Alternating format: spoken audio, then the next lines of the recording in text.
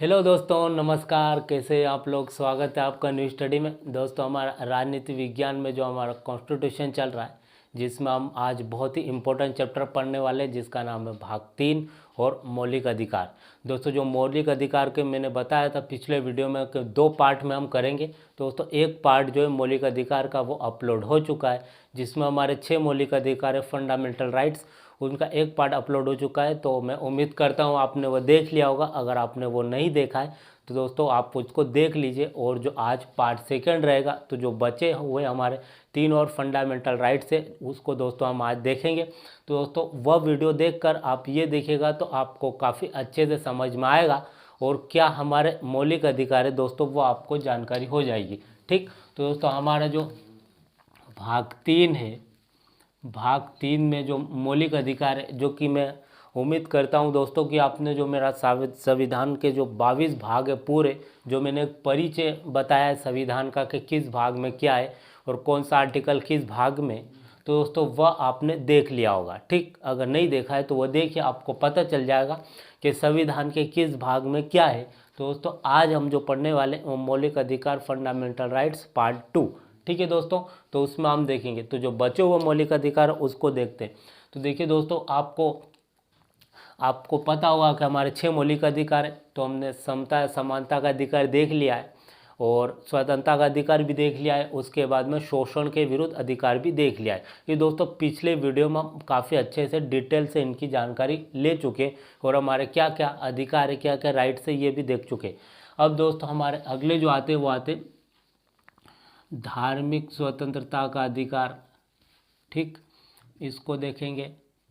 धार्मिक स्वतंत्रता का अधिकार दोस्तों इसको देखेंगे। ये दोस्तों जो है अनुच्छेद 25 से 28 तक ये हमारे अनुच्छेद है। ठीक, जो कि मैंने बताया कि ये टाइटल है, इनको डिफाइन किया गया अनुच्छेदों में, आर्टिकल में। ये आर्टिकल में नहीं आते हैं, इनके अंदर आर्टिकल है। ठीक, तो आर्टिकल ये दोस्तों टाइटल है, जैसे धार्मिक स्वतंत्रता का अधिकार। अब दोस्तों इसको डिफाइन किया गया, इसको और संक्षिप्त में वर्णन किया गया, और अच्छे से समझने के लिए कि हर व्यक्ति को धार्मिक स्वतंत्रता का अधिकार कैसे मिलेगा। ठीक, तो आइए उनको देखते। देखिए, सबसे पहले दोस्तों अगर देखें तो जो 25 में जिक्र किया गया है, 25 में उसका जिक्र किया गया कि कोई भी व्यक्ति धर्म का प्रचार करे। ठीक दोस्तों, आप कीवर्ड ध्यान रखिए, जो कि मैंने बताया कि कोई भी आर्टिकल में बड़ी बड़ी लाइनें, लेकिन आपको कीवर्ड के वो आर्टिकल बोलना क्या चाह रहा है, वो किसकी आज़ादी देना चाह रहा है, वो आप समझिए। तो किसी भी, अब जाहिर है दोस्तों यहाँ धर्म लिखा है, तो जितने भी आर्टिकल है, 4 आर्टिकल जैसे 25 से 28 तक, 25 हुआ, 26 हुआ, 27 हुआ, 28 हुआ, ये धर्म से ही संबंधित होंगे, क्योंकि यहाँ टाइटल ही बता रहा है कि धार्मिक स्वतंत्रता, मतलब धर्म में जो भी बातें वहाँ पर स्वतंत्रता मिलेगी। तो देखिए दोस्तों, किसी भी धर्म का प्रचार करने, ठीक, और यहाँ पर अगर देखें तो उसका आचरण करने और किसी धर्म को मानने। ठीक, यहाँ पर दोस्तों उसकी छूट आपको दी गई है। धर्म का प्रचार करें, उसको माने, उसका आचरण करें, जो कि दोस्तों हर धर्म में अगर देखें तो अपने अपने कुछ परंपराएं होती है, अपने अपने कुछ कह सकते हैं संस्कृति होती है। तो दोस्तों हर धर्म में अगर देखें तो भारत में सभी धर्मों के लोग लगभग रहते हैं।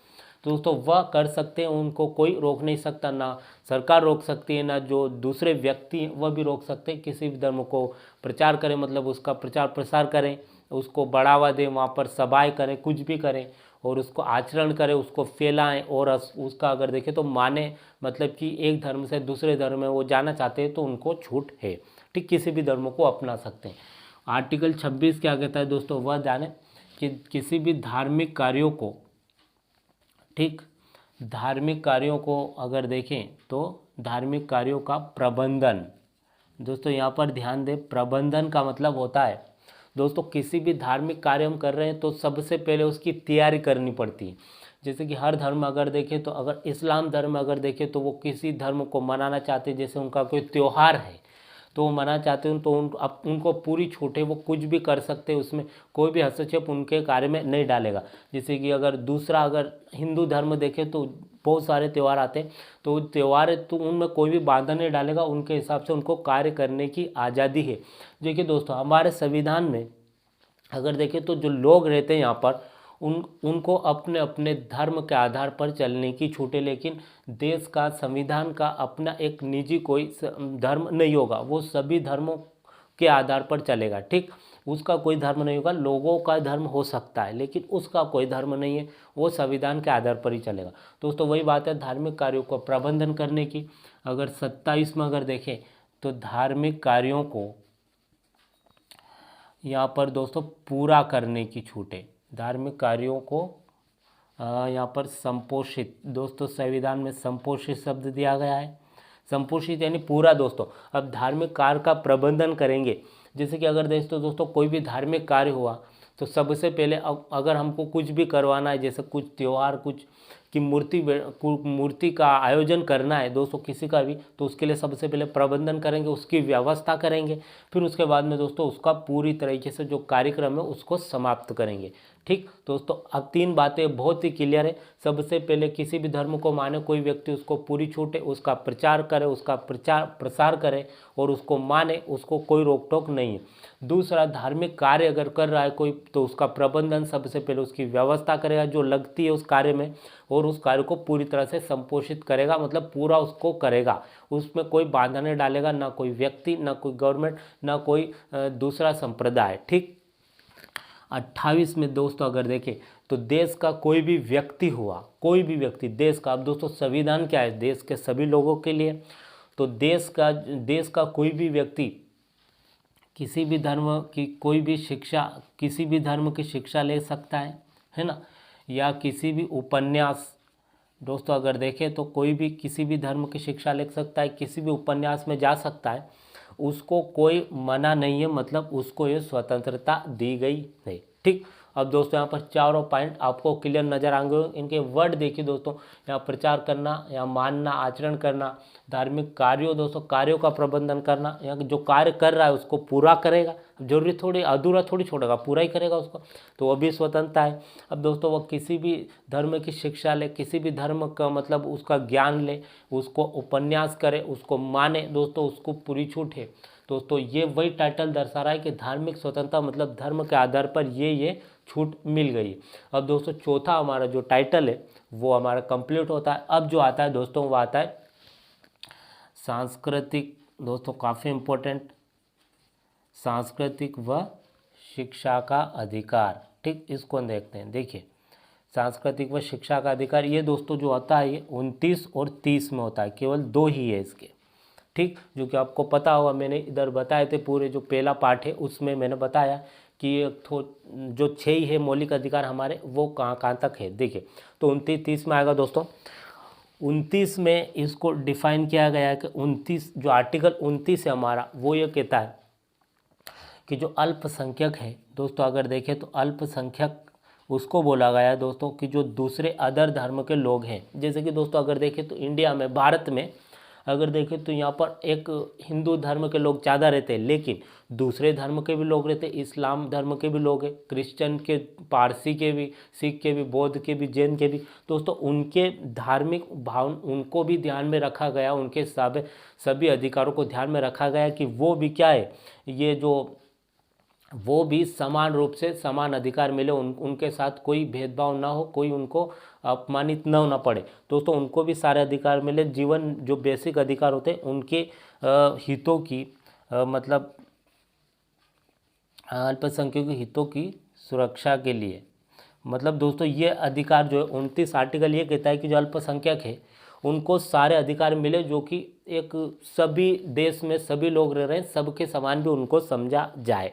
ठीक, 29 ये कहता है, और 30 ये कहता है दोस्तों उनके शिक्षा संबंधी जो भी अधिकार है, शिक्षा, दोस्तों यहाँ से भी इतना याद रखें, शिक्षा संबंधी जो भी अधिकार है उनके, उनको सारा वो मिले। तो दोस्तों जो 2 आर्टिकल है 29-30, ये अल्पसंख्यकों के लिए, मतलब कि जो दूसरे धर्म के लोग हैं जो कम मात्रा में है, ऐसा नहीं हो कि उनका हनन हो, उनके अधिकारों को से उनको वंचित किया जाए, ऐसा नहीं हो सकता।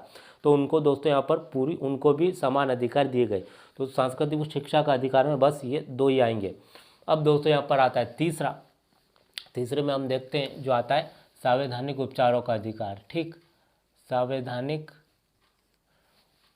उपचारों का अधिकार। दोस्तों इससे आप ये समझिए कि जो आर्टिकल डायरेक्ट 32 है उसको याद रखिए आप, बहुत इंपॉर्टेंट है ये दोस्तों। आर्टिकल 32 ये कहता है कि जो भी अधिकार दोस्तों ये है, जो कि ऊपर के जो 5 जैसे समानता का अधिकार, स्वतंत्रता का अधिकार, शोषण के विरुद्ध, धार्मिक स्वतंत्रता और दोस्तों सांस्कृतिक व शिक्षा का, ठीक दोस्तों, उसका अगर कोई भी हनन करता है, मतलब उनको कोई रोकता है, जैसे कोई गवर्नमेंट का कोई व्यक्ति या कोई गवर्नमेंट है उनको रोकती है, अधिकार से वंचित करती है कि ऐसा तुम नहीं कर सकते हो, या कोई व्यक्ति या कोई संप्रदाय ये अधिकार से उनको वंचित करता है, तो वो क्या है, आर्टिकल 32 के तहत कहाँ जा सकते हैं, सुप्रीम कोर्ट जा सकते हैं, जो हमारी न्यायपालिका है वहाँ जा सकते हैं। दोस्तों ये अधिकार, सभी अधिकारों का क्या है यहाँ पर उसका हल निकाला जाता है आर्टिकल 32 में।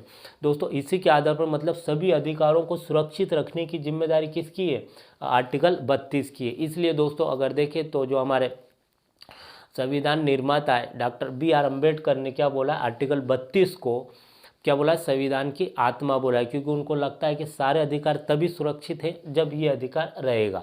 दोस्तों इस अधिकार को काफ़ी महत्वपूर्ण बताया और उन्होंने संविधान की आत्मा बताया। ठीक, अब दोस्तों यहाँ पर क्वेश्चन आता है कि संविधान की आत्मा कौन है, क्योंकि अलाउद्दीन कृष्ण स्वामी अय्यर ने प्रस्तावना को आत्मा कहा है और इन्होंने आर्टिकल 32 को कहा है। तो दोस्तों दोनों एक साथ नहीं आएंगे एग्जाम में, अगर आएगा तो अलग अलग आएगा। सिर्फ इतना आता है कि संविधान की आत्मा किसको कहा जाता है, तो वो प्रस्तावना को कहा जाता है। लेकिन अगर ऐसा आता है कि संविधान की आत्मा डॉक्टर B.R. अम्बेडकर ने किसको बताया है, तो वो आर्टिकल 32 को बताया, जो कि संवैधानिक उपचारों का अधिकार है।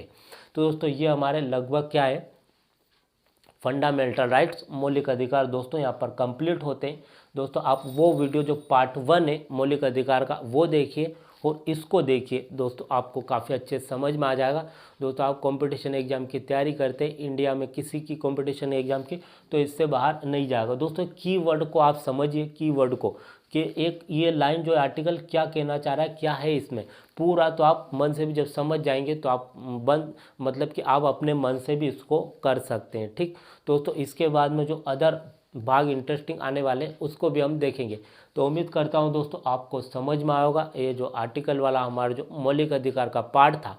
और दोस्तों की आप एग्जाम की तैयारी नहीं भी करते तो ये तो काफ़ी इंपॉर्टेंट है, क्योंकि दोस्तों ये तो हमारे दैनिक जीवन, हमारे बेसिक जीवन से जुड़ा हुआ है कि दोस्तों ये हमको अधिकार पता होंगे तो ही तो हम मतलब कि हमारे अधिकारों को जान पाएंगे। ठीक है दोस्तों, तो आज के लिए इतना ही, मिलता है अगले वीडियो में। Thank you.